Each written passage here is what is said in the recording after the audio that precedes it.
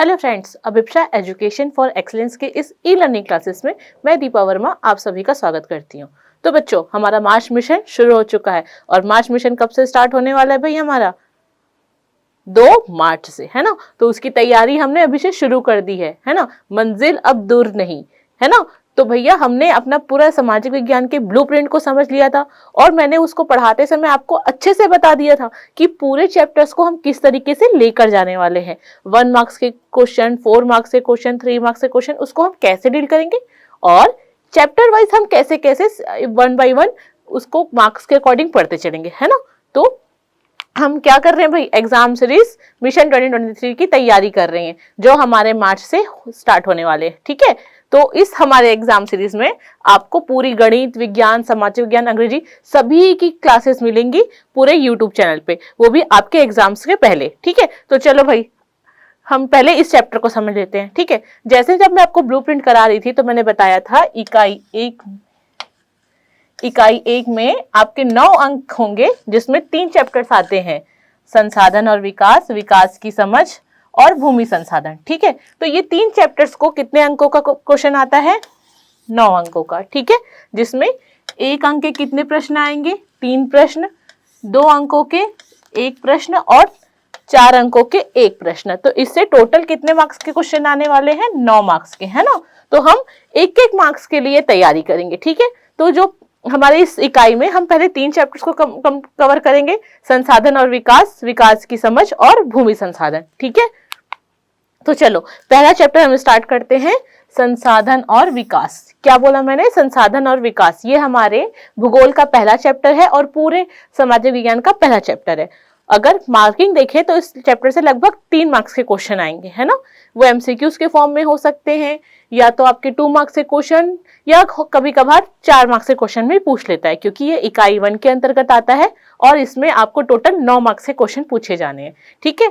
तो चलो हम इसमें देखते हैं कि क्या चीजें हैं, ठीक है। इस चैप्टर को पूरा सारांश देखें कि इस चैप्टर में ऐसे कौन कौन से टॉपिक है जिसको कवर करते हैं और उन टॉपिक को हमको कैसे देखना है, ठीक है। तो पहला कौन सा है भाई हमारा टॉपिक? हमारा चैप्टर संसाधन। इसके अंदर पहले हम क्या पढ़ेंगे? संसाधन होते क्या है ना। जब आपने चैप्टर पढ़ा होगा तो देखा होगा ना, संसाधन और विकास। तो विकास के पहले क्या पढ़ना है? संसाधन, ठीक है।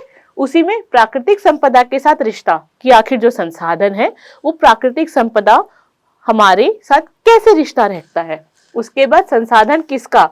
आपका, हमारा, उसको हम कैसे यूटिलाइज करते हैं, किन आधारों पर उपयोग करते हैं, हम उसको देखेंगे।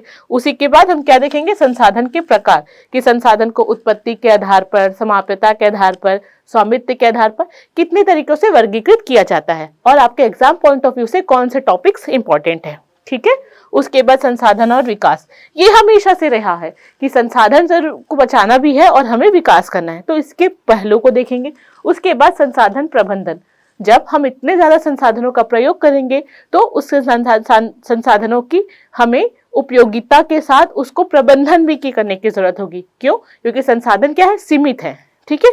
तो उसको हमें भविष्य के लिए सेव भी करना है, इसीलिए हम क्या करेंगे? संसाधन प्रबंधन को पढ़ेंगे, ठीक है। तो ये पूरे चैप्टर का एक सारांश है, रोड मैप है, माइंड मैप है कि आपको पूरे चैप्टर्स को कितने टुकड़ों में देखना है और उसे कैसे कैसे क्वेश्चंस निकालने हैं। इतना मैंने आपको समझा दिया, ठीक है।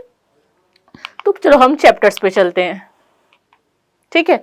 तो पहला है प्राकृतिक संपदा के साथ रिश्ता, ठीक है। जितनी भी प्रकृति में चीजें हैं उसके साथ रिश्ता कैसा है, ठीक है। जैसे समझ लो हमारे पृथ्वी में वन भी है, जल जमीन भी है और विभिन्न प्रकार के जीव जंतु हैं और ये हम हैं, ठीक है। तो प्राकृतिक संपदा जो भी है, चाहे जल जंगल जमीन हो या इन जीव जंतुओं का उपयोग कौन तय करता है या उनका कैसे पता हम ये करते हैं कि भाई ये चीजें हैं, इसको किस तरीके से यूज की जानी चाहिए, ये एग्जैक्टली कौन डिफाइन करता है? कौन करते हैं? हम। इट मीन्स मनुष्य। मनुष्य ही क्या है? इन सभी संसाधनों को उपयोग करने वाला है, ठीक है। तो क्योंकि मनुष्य प्रकृति को सोच समझ कर क्योंकि मनुष्य ही क्या करता है, प्रकृति की चीजों को सोच समझकर उपयोग करता है ना। तो वही क्या हुआ, उसका अंतिम उपयोग करता हुआ प्राकृतिक चीजों का, है ना। तो इस उत्पादन कार्य में वह प्रकृति की जिन चीजों का उपयोग करता है, इन्हें हम संसाधन कहते हैं। क्या कहते हैं, जिन्हें मनुष्य अपनी आवश्यकताओं के लिए उपयोग करता है, उसे हम क्या कहते हैं, संसाधन। ठीक है, मतलब संसार में जो धन है, जो प्रकृति हमें देती है, जो अमूल्य है, जिसके लिए हम प्रकृति को डायरेक्ट कोई पे नहीं करते, है ना। अगर आप लकड़ी कहीं से लकड़ी काट रहे हैं तो क्या आप प्रकृति को कुछ पैसे देते हैं, नहीं। या तो आप वन जिनके मालिक, वन के जो मालिक हैं उनको पे करते हैं, है ना। या जहां से हम खदानों से, माइल से क्या करते हैं, लोहा अयस्क हो या किसी भी प्रकार के खनिज निकालते हैं, तो हम प्रकृति को पे करते हैं क्या, नहीं। लेकिन उसके जो उस माइल्स का मालिक होगा, जो सरकार ने उसको संचालित कर रहा है, हम उनको पे करते हैं, है ना, चाहे डायरेक्टली हो इनडायरेक्टली। लेकिन ये संसाधन है किसका, प्रकृति का। तो क्या हम डायरेक्ट प्रकृति को पे कर रहे हैं क्या, नहीं, बल्कि जो प्रकृति से चीजें मिल रही है उसे अपने उपयोग के लिए बना रहे हैं। तो यही क्या है, संसाधन। और इस उपयोग के लिए कौन इसको बनाता है, मनुष्य। तो मनुष्य जो प्रकृति से मिली हुई चीजें हैं उसको अपने उपयोग के लिए यूज करता है, उसे अपने उपयोग के लायक बनाता है, उन चीजों को हम क्या बोलते हैं, संसाधन। ठीक है, तो अगर आपको पूछा जाए प्रकृति का मनुष्य के साथ कैसा रिश्ता, तो संसाधनों के ऊपर रिश्ता, कि वो प्रकृति से मिली हुई चीजों को जिस प्रकार उपयोग करता है, वही क्या हो जाते हैं, संसाधन। ठीक है, समझ आए इतनी बात, ठीक है। चलो, तो संसाधन क्या है भाई, संसाधन एक ऐसी प्राकृतिक और मानवीय संपदा है जिसका उपयोग हम अपनी आवश्यकताओं की पूर्ति के लिए करते हैं। क्या है, प्राकृतिक चीजें हैं जिसका उपयोग हम अपनी उपयोगिता के लिए करते हैं। तो क्या हुआ भाई, संसाधन की परिभाषा आप कैसे लिखेंगे, 2 पॉइंट याद करना है। प्राकृतिक चीजें किससे मिलेगी, प्रकृति से, और उसको क्या करते हैं हम, उपयोग। तो प्राकृतिक चीजों का उपयोग क्या होता है, संसाधन। प्रकृति की जिन चीजों का हम उपयोग करते हैं वही क्या हो जाते हैं, हमारे लिए संसाधन। ठीक है, ये समझ आया, ठीक। चलो, अब हम लोग अगर प्राकृतिक संसाधन का उपयोग देखें तो हम जल का उपयोग क्या करते हैं, पानी पीने के लिए, ऊर्जा के लिए। जो हमें तेल मिलते हैं ऊर्जा ईंधन के लिए करते हैं। जल जीवन को हम लकड़ी के लिए, भोजन या वन्य जीवों के आवास के लिए उपयोग करते हैं। चट्टानों से क्या करते हैं, आवास निर्माण। खनिज क्या, आभूषण, कांच, डिब्बे, मिट्टी के बर्तन, ये सब हम किससे बनाते हैं, खनिज से ही बनाते हैं। मिट्टी से में क्या करते हैं, कृषि करते हैं। जीव जंतुओं से हम भोजन ग्रहण करते हैं, ऊन हो गया या मिल्क प्रोडक्ट, ये सब चीजें हम कहाँ से करते हैं, ये प्रकृति की दी हुई चीजें हैं जिसका हम उपयोग अपने अनुसार करते हैं, अपनी जरूरत के अनुसार करते हैं। तो ये सब हमारे लिए क्या हुए भाई, संसाधन। ठीक है, तो संसाधन की परिभाषा क्लियर हो गई, है ना। तो संसाधन क्या है, प्राकृतिक चीजें हैं। तो प्रकृति से जो भी हमें चीजें मिलेंगी वो सब क्या हो जाएंगे रे, हमारे संसाधन। तो ये क्वेश्चन आएगा भाई, संसाधन क्या है, तो संसाधन प्रकृति से मिली हुई चीजें हैं जिसका हम उपयोग करते हैं, किसके लिए, अपनी जरूरत के लिए। ठीक है, चलो आगे देखते हैं। संसाधन का अगर वर्गीकरण देखें हम उत्पत्ति के आधार पर, कि वो कैसे उत्पत्ति होते हैं, मतलब उनकी बनावट कैसी होती है, वो बनते कैसे, है ना। प्रकृति में चीजें तो बहुत सारी चीजें हैं, लेकिन वो बनते किसके कैसे हैं, उसके आधार पर हम इसको डिवाइड करते हैं। जैव, जो जैविक प्रक्रियाओं के द्वारा बनते हैं, जीव जंतुओं, पेड़ पौधों से बनते हैं, हजारों करोड़ों वर्षों के बाद जैविक प्रक्रियाओं से बनते हैं। वैसे चीजों, वैसे संसाधन को हम क्या बोलते हैं, जैव संसाधन। तो इसके अंतर्गत क्या आएगा, लकड़ी, कोयला, खनिज। ठीक है, वैसे खनिज जो जैविक चीजों से बनते हैं। ठीक है, उसके जस्ट अपोजिट क्या होंगे, अजैविक, मतलब जो जिसमें जैविक प्रक्रियाओं का या जैविक चीजों का कोई उपयोग नहीं होता है, ये प्रकृति में स्वतः निर्मित होते हैं।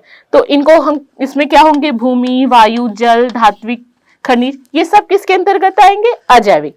तो आपको एमसीक्यूज आएंगे भाई कि बताइए जैव संसाधन कौन से हैं, अजैव संसाधन कौन से। तो आपको इसी के आधार पर डिफ्रेंशिएट करना पड़ेगा, कि ऐसा आपको वहां पे सोचना पड़ेगा, अच्छा ये जीव जंतु से संबंधित है तो जैव होंगे। अच्छा भूमि, भूमि मतलब सीधा से क्या है, हमारी मिट्टी, उसमें जैव जंतु का कोई रोल है क्या, नहीं, तो वो क्या होंगे, वो अजैव संसाधन। वायु, वायु में जीव जंतुओं का क्या बनने में योगदान, वो तो स्वतः निर्मित है। सौर ऊर्जा, ये तो स्वतः निर्मित है। तो ये सब क्या हो जाएंगे, हमारे अजैव। ठीक है, तो ये क्या है, उत्पत्ति के आधार पर कि चीज जो संसाधन है वो कैसे बनते हैं उसके आधार पर हमने इसको डिवाइड किया। ठीक है, अगला देखते हैं संसाधन कि वो उनके योग्यता कितनी है। तो नवीनीकरण योग्य मतलब जिसे हम एक बार यूज करके वो बहुत मल्टीपल टाइम हम यूज कर सकते हैं, या जिसकी अथाह है, जिसकी कोई सीमा नहीं है ना। वही अनवीनीकरण योग्य मतलब जो एक लिमिट सीमित मात्रा में है, ये कुछ समय बाद क्या है, अगर हम इसका ऐसे ही यूज करते रहे तो ये खत्म हो जाएंगे। तो असीमित क्या है भाई, सौर ऊर्जा, पवन ऊर्जा, जल, वन, वन्य जीव, ये क्या है, असीमित है। लेकिन इनका भी उपयोग अगर हम एक सीमा के पार करें तो क्या हो जाएंगे, ये भी कहीं ना कहीं खतरे में आ जाएंगे। जैसे अगर आपको जो फ्रेश वायु मिल रही है, आप उसमें बहुत ज्यादा क्या कर रहे हैं, कारखानों के गैसेस है ना, खराब के जहरीले गैसेस छोड़ रहे हैं, तो क्या होगा, वायु प्रदूषण होगी। जल में आप गंदा पानी छोड़ रहे हैं तो जल प्रदूषण हो जाएगा। तो उसका हम फिर मल्टीपल टाइम यूज कैसे करेंगे, क्योंकि वो जल तो प्रदूषित हो गया। इसलिए किसी भी चीजों का हमें उपयोग एक सीमित मात्रा में करना होता है। ठीक है, वहीं अगर लौह अयस्क, कोयला, खनिज तेल, ये क्या है, प्रकृति में है तो, लेकिन क्या है, अगर आपने इसका एक बार यूज कर लिया तो वापस ये अपने सर्कल की तरह ये नहीं बन सकते, ये रिसाइकल नहीं हो सकते। रिसाइकल हो सकेंगे लेकिन ये पुनः आपको इसको निर्मित नहीं कर सकते कि कोयला खत्म हुआ तो जैसे जल चक्र होता है, वाष्पीकृत हुआ, वर्षा हुई, जल वापस आया, वैसे आप कोयले को निर्माण नहीं कर सकते। कोयला, लोहा, इसको बनने में हजारों करोड़ों वर्ष लग जाते हैं, है ना। तो ये क्या हुआ, ये फिर वापस निर्मित नहीं होंगे। इसलिए अनवीनीकृत योग्य इट मीन्स जो नवीनीकृत नहीं किया जा सकते और सीमित मात्रा में है। नवीनीकृत योग्य जो नवीनीकृत किया जा सकते हैं चक्र के द्वारा और अथाह मात्रा में है, मतलब इसकी सीमा कुछ डिफाइन नहीं है। ठीक है, तो ये हुआ, हमने संसाधन का प्रकार देखा। अब संसाधन को हम जो बहुत ज्यादा यूज कर रहे हैं, है ना, तो क्या कर रहे हैं, अपने विकास के लिए यूज कर रहे हैं। लोहा से नए नए इक्विपमेंट बना रहे हैं, नए नए हम औजार बना रहे हैं, कोयला से बहुत ज्यादा ऊर्जा उत्पन्न कर रहे हैं, बिजली उत्पादन कर रहे हैं, है ना। तो क्या होगा, नए नए बिल्डिंग्स बना रहे हैं। तो इन सब से क्या होगा, हम संसाधनों का उपयोग कर रहे हैं। लेकिन किसी भी चीज की क्या होती है बच्चे, एक सीमा होती है ना। आप जब पढ़ाई करते हैं तो आप भी 1 घंटा पढ़े, 2 घंटा पढ़े, उसके बाद लगता नहीं यार अब नहीं पढ़ सकते, है ना। तो आपकी भी एक क्षमता है पढ़ने की। ठीक है, उसके बाद आपकी मम्मी खाना बनाती है तो वो भी दिन भर में उतना ही खाना बनाएगी, है ना, जितना 4 लोगों की जरूरत है, उतना ही खाना बना पाएगी जितना घर में राशन है। राशन खत्म हो गया तो फिर हमारे घर में खाने नहीं होंगे। उसी प्रकार उस पर्यावरण की क्षमता जिसके अकॉर्डिंग वो हमारी जो प्रकृति में चीजें हैं उसको हमको उपलब्ध कराती है, वो क्या कहलाती है, पर्यावरणीय स्रोत प्रकार्य। आपको पूछा जाए पर्यावरणीय स्रोत प्रकार्य क्या है, तो यह पर्यावरण की संसाधनों की उपलब्ध कराने की क्षमता है कि वो हमें संसाधन कितना उपलब्ध करा सकती है। ठीक है, अगर आप बहुत ज्यादा जल का मिस यूज कर रहे हो, उसको बहुत ज्यादा गंदा छोड़ रहे हो, तो क्या होगा, वो एक समय के बाद क्या होगा, जल की कमी होने लग जाएगी। तो उसकी फिर क्या होगा, हम जल के लिए हमें कमी होगी तो हम क्या करेंगे, ज्यादा जल यूज नहीं कर पाएंगे, वाटर, है ना। तो ये क्या होगा, फिर वो जो जल चक्र का पैटर्न है वो टूट जाएगा।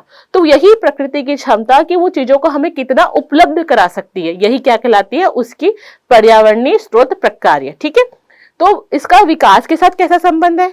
ठीक है, अगर आप समझिए आपको विकास करना है, बड़े बड़े बिल्डिंग्स बनाने, तो क्या करेंगे, आप जंगल काटेंगे, है ना, या आपको बड़ा सा इंडस्ट्री लगानी है तो आप किसी शहर के बाहर लगाएंगे, वन काटेंगे, तो क्या होगा, पूरा वो वन कट गया, वहां से जीव जंतु दूसरे जगह जाएंगे या उनका आवास छिन जाएगा।